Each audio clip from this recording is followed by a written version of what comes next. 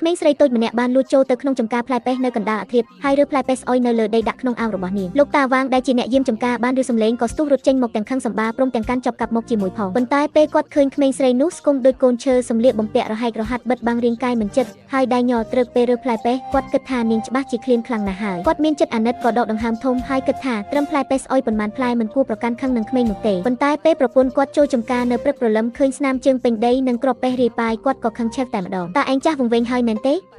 មានគេលួចបេះផ្លែប៉េះទាំងកណ្ដាលយកឯងបែរជាឈោមើលទៅវិញនេះប៉ុន្មានដងហើយបើនៅតែបែបនេះគ្រួសារយើងឆ្នាំនេះច្បាស់ជាដាច់ពូស្លាប់មិនខានលោកតាវាងត្រូវប្រពន្ធជេររហូតនិយាយលែងចេញបានត្រឹមឆ្លើយតបទាំងរដាក់រដប់ថាគ្រាន់តែជាក្មេងម្នាក់ប៉ុណ្ណោះជប់និយាយទៅយើងកំពុងរស់នៅចិញ្ចឹមជីវិតមិនមែនធ្វើបុណ្យទេបើថ្ងៃនេះឯងមិនចាប់ចោលទេថ្ងៃស្អែកច្បាស់ជាមានគេមកកាប់ដើមឈើមិនខានប្រពន្ធគាត់កាន់តែនិយាយកាន់តែខឹងក៏ទាញអម្រែកនៅក្បែរជញ្ជាំងបំរុងចេញទៅរកចោលលោកតាវាងប្រញាប់ខាត់ហើយដោយសារតតម្រិះគាត់ក៏សន្យាថាយប់នេះនឹងចាប់ចោលឲ្យបានលុះដល់កណ្ដាលអាធ្រាត្រក្មេងស្រីនោះក៏កំដងទៀតមែនលោកតាវាងខំថ្មិញស្ទុះចេញពីក្រោយដើមឈើហើយស្រែកគំហកយ៉ាងខ្លាំងក្មេងស្រីនោះភ័យញ័រខ្លួនត្រូវផ្លែប៉េះក្នុងអាវក៏ជ្រុះរាយប៉ាយពេញដីរួចនាងក៏ងាករត់ចេញពីភូមិលោកតាវាងរត់ដេញតាមពីក្រោយប៉ុន្តែគាត់បន្ថយល្បឿនបន្តិចម្ដងព្រោះគាត់គ្រាន់តែចង់ដឹងថាក្មេងនេះរស់នៅឯណាក្មេងស្រីនោះរត់រហូតដល់ខ្ទង់ស្បូវរហែកមួយនៅពាក់កណ្ដាលភ្នំលោកតាវាងលួចដើរទៅជិតហើយយឺសំឡេងក្អកយ៉ាងខ្សោយចេញពីខាងក្នុងបងខ្ញុំភ្លាមវាជាសំឡេងក្មេងតូចម្នាក់ទៀតរងចាំបន្តិចបងរកបានម្ហូបហើយក្មេងស្រីដែលលួចផ្លែប៉េះនិយាយដោយសំឡេងញ័រលោកតាវាងប៉ាក់វាំងនឹងស្មៅរហែកនៅមាត់ទ្វារហើយសម្លឹងមើលដោយក្តីស្រឡាំងកាំងនៅក្នុងខ្ទង់គ្មានអ្វីសោះក្រៅពីបងប្អូនពីរនាក់នេះក្មេងប្រុសដេកលើចម្បាំងស្គមស្កាំងសំបីតែអង្គុយក៏មិននឹងផងក្មេងស្រីនោះយកផ្លែប៉េះដែលទើបរើសបានមកជូតរួចហុចទៅឲ្យប្អូនយ៉ាងប្រុងប្រយ័ត្នចំណែកខ្លួនឯងទំពាតែរើសស្មៅរឹងពេលឃើញលោកតាវាងដើរចូលមកក្មេងស្រីនោះក៏លុតជង្គង់នៅចំពោះមុខគាត់ភ្លាមនាងយំទទួលកំហុសនិងសុំការអភ័យទោសពេលលោកតាវាងសួរនាំទើបដឹងថាឪពុកម្ដាយពួកគេបានស្លាប់កាលពីឆ្នាំមុនបន្សល់ទុកតែបងប្អូនពីរនាក់ឲ្យរស់នៅពឹងផ្អែកគ្នាប្អូនប្រុសមានជំងឺគ្មានលុយព្យាបាលបានត្រឹមទ្រាំនៅផ្ទះដាច់ស្បៀងយូរហើយបងស្រីគ្មានជំរើសក៏មកចំការដើម្បីរើសផ្លែប៉េះស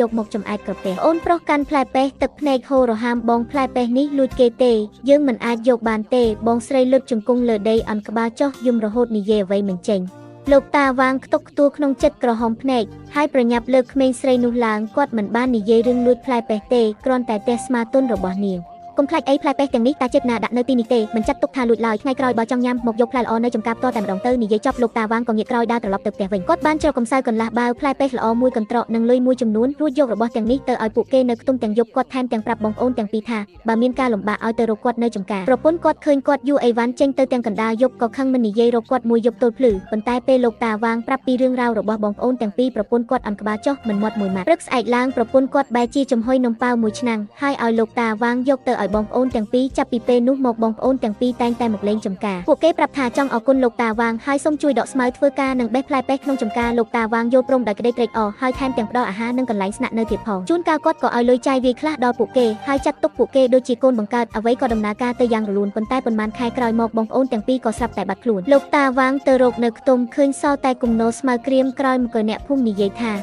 ឃើញមានគេមកទទួលបងប្អូនទាំងពីរប្រហែលជាសាច់ញាតិឆ្ងាយបងប្អូនទាំងពីរត្រូវបានគេនាំទៅកន្លែងផ្សេងហើយមិនដែលត្រឡប់មកវិញទេលោកតាវាងនិងប្រពន្ធនៅតែនឹកនាដល់ពួកគេមួយរយៈតែយូរទៅក៏សាត់បាត់ទៅពេលវេលាកន្លងផុតទៅជាង20ឆ្នាំលោកតាវាងក៏ចាស់ដើមប៉េះក្នុងចំការក៏ចាស់ប៉ុន្តែឆ្នាំនេះជួបគ្រោះធម្មជាតិទី1គឺភ្លៀងធ្លាក់ខ្លាំងធ្វើឲ្យផ្លែប៉េះជ្រុះខូចអស់បន្ទាប់មកក៏មានសត្វល្អិតបំផ្លាញទៀតស្លឹកឈើប្រែជាពណ៌លឿងហើយជ្រុះម្ដងមួយសន្លឹកខំប្រឹងពេញមួយឆ្នាំតែមិនទទួលបានផលអ្វីសោះប្រពន្ធគាត់បារម្ភរហូតដល់ធ្លាក់ខ្លួនឈឺដេកនៅលើគ្រែក្រោកមិនរួចការទិញថ្នាំនិងព្យាបាលជំងឺបានចាយលុយសន្សំក្នុងផ្ទះអស់លីងលោកតាវាងបានលក់របស់ដែលអាចលក់បានទាំងអស់ចំណែកចំការក៏ជិតខ្លាចជាដីត្រឹមគាត់អង្គុយនៅក្បែរគ្រែអ្នកជំងឺកាន់ដៃស្គមស្កាំងរបស់ប្រពន្ធទឹកភ្នែកហូរមិនឈប់ឯងរស់នៅជាមួយខ្ញុំមួយជីវិតដល់ចុងក្រោយសំបីតែលុយមើលជំងឺក៏គ្មានគឺខ្ញុំអត់បានការមែនខ្ញុំគិតថានឹងលក់ចំការក្នុងតម្លៃថោកដើម្បីយកលុយមកមើលជំងឺឯងថ្ងៃបន្ទាប់ស្រាប់តែមានឡានប៉ុន្មានគ្រឿងមកឈប់នៅមុខផ្ទះបរោះស្លៀកពាក់សមរម្យម្នាក់បាននាំមនុស្សមួយចំនួនដើរចូលមកក្នុងផ្ទះរបស់គាត់គ្រាន់តែចូលមកដល់គេក៏សួរថាតើលោកគឺលោកតាវាងមែនទេ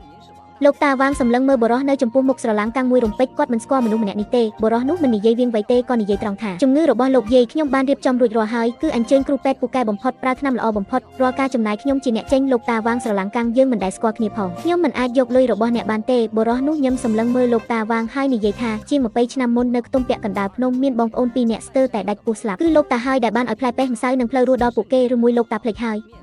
លោកតាវាងឬដូច្នេះក៏ភ្ញាក់ព្រឹកងើបមុខសម្លឹងមើលបរិះដ៏នឹងនំម្នាក់នេះយ៉ាងយកចិត្តទុកដាក់គាត់អាចមើលឃើញភិនភាគក្មេងប្រុសដែលឈឺកាលពីអតីតកាលក្មេងស្រីនិងប្អូនប្រុសកាលពីពេលនោះមិនត្រឹមតែមានជីវិតរស់រានមានជីវិតប៉ុណ្ណោះទេថែមទាំងក្លាយជាសហគ្រិនកសិកម្មដ៏ល្បីល្បាញទៀតផងពួកគេឯកទេសខាងដាំឈើហូបផ្លែនិងកែលម្អផលិតផលកសិកម្មការមកដល់របស់គេលើកនេះបងស្រីថែមទាំងផ្ដាំផ្ញើជាពិសេសឲ្យដប់ស្នងសង្គមលោកតាវាងឲ្យបានល្អបរិះនោះមិនត្រឹមតែរ៉ាប់រងថ្លៃព្យាបាលទាំងអស់ប៉ុណ្ណោះទេគេបានព្យាបាលជំងឺប្រពន្ធគាត់ឲ្យជាសះស្បើយទាំងស្រុងថែមទាំងនាំយកបច្ចេកទេសនិងទុនមកជួយរៀបចំចំការរបស់លោកតាវាងឡើងវិញគេបាននាំចូលពូជថ្មីនិងការពារសត្វល្អិតតាមបែបវិទ្យាសាស្ត្រគេបានសង់រោងការពារភ្លៀងចំការដែលជិតខ្លាយជាដីត្រឹមមិនដល់1ឆ្នាំផងក៏ប្រែជាថ្មីស្រឡាងអ្នកភូមិទាំងអស់ចាប់ផ្ដើមច្រណែនលោកតាវាងដោយនិយាយថាគាត់ជាមនុស្សល្អទទួលបានផលល្អលោកតាវាងកាន់ដៃបរិះនោះនិយាយលែងចេញដោយក្តីរំភើបការនោះគ្រាន់តែឲ្យផ្លែពេះប៉ុន្មានផ្លែនិងសៅកន្លះបាវសោះតែពេលនេះបែរជាទទួលបានផ្លូវរស់សម្រាប់គ្រួសារទាំងមូលទៅវិញប៉ុន្តែបរិះនោះនិយាយថាការនោះបើគ្មានផ្លែពេះមួយកន្ត្រកគ្មានម្សៅកន្លះបាវនិងការមើលថែរបស់លោកតាទេខ្ញុំនិងបងស្រីច្បាស់ជាដាច់ពោះស្លាប់បាត់ទៅហើយសកុនមួយនេះខ្ញុំសងមួយជីវិតក៏មិនអស់ដែរក្រោយពីជាសះស្បើយប្រពន្ធគាត់តែងតែឈរក្នុងចំការជាមួយលោកតាវាងពេលឃើញផ្លែពេះទុំពេញដើមគាត់ក៏ទប់ទឹកភ្នែកមិនបានក្តីមេត្តាបន្តិចបន្តួចការពីអតីតកាលបែរជាចេញការដ៏កក់ក្ដៅបំផុតនៅប៉ុន្មានទសវត្សរ៍ក្រោយសេចក្តីសប្បុរសបន្តិចបន្តួចដែលអ្នកបានផ្ដល់ឲ្យដោយចៃដន្យពេលនោះប្រហែលជាគ្មានតម្លៃទេប៉ុន្តែថ្ងៃក្រោយវាអាចជួយសង្គ្រោះជីវិតបានមួយជីវិតនេះ